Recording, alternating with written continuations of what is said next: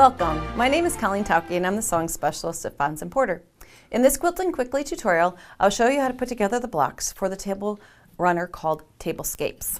Now, these fabrics are all pre-cut 5-inch squares, and we're going to be adding an inner border of a light fabric, it's kind of a tan on white dot, and this wonderful outer border that when you look closely, it's actually forks and knives and spoons, so it's definitely ready for a tablescape with this fabric.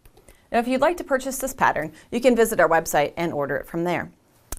The entire Tablescape table runner is made from 14 blocks that look like the one here on the Sewing Center.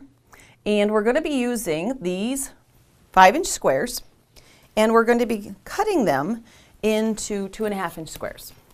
Now, some people say, why would you take a pre-cut 5-inch square and then cut it again to use it? Well, in order to make this with all these wonderful fabrics, you would have to buy yardage, approximately 1/8. In order to get a 5-inch square, you'd have to buy a 1/4 yard of each of the fabrics, which would be quite a bit of yardage and a lot extra. In the pre-cuts, you would get 1 or 2 squares of every fabric from the line, therefore you get more variety. So that's why we like using the pre-cuts. Okay, we're going to be cutting the 5-inch square then in half both directions. And you'll notice that this fabric is a directional print. So we kind of want to keep that in mind as we're actually constructing these small blocks.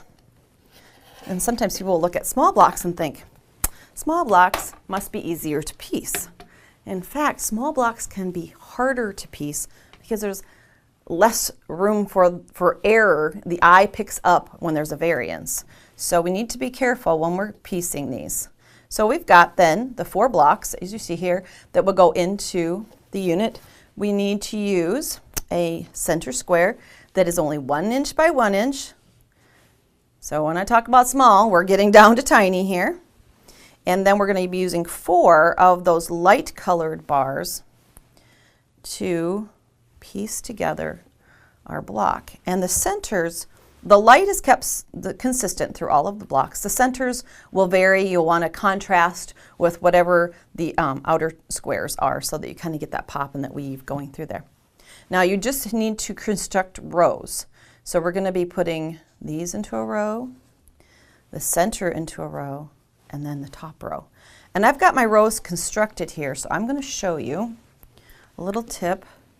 For the piecing in this one, I'll turn over the center one, and you'll notice that the seam allowances nearly touch in the middle. If you're consistent 1/4 inch seam, they should just about kiss right in the center because you're starting with a 1-inch square.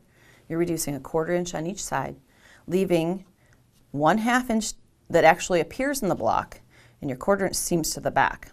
So you want to press those seam allowances toward the center.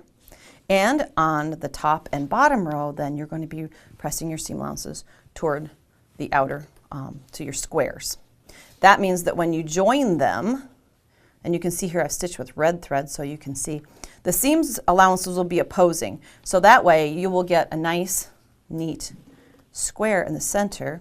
And what I mean by opposing is that when you put these right sides together and match that up, the seam allowances won't ride on top of each other, but in different directions, as you can see here.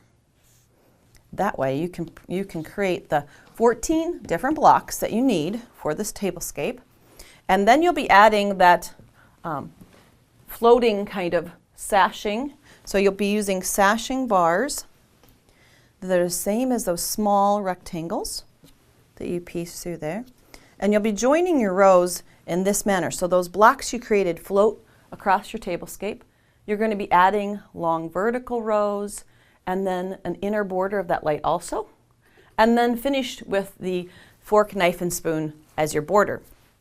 Do remember that if you are a person who looks at particular detail, that is a directional print, that you will want this one is placed so that the knives, forks, and spoons are all pointing toward the center on the long borders, and again towards the center on the top and bottom border. If you'd like to see more of our video tutorials, visit our website. Thanks for joining me today.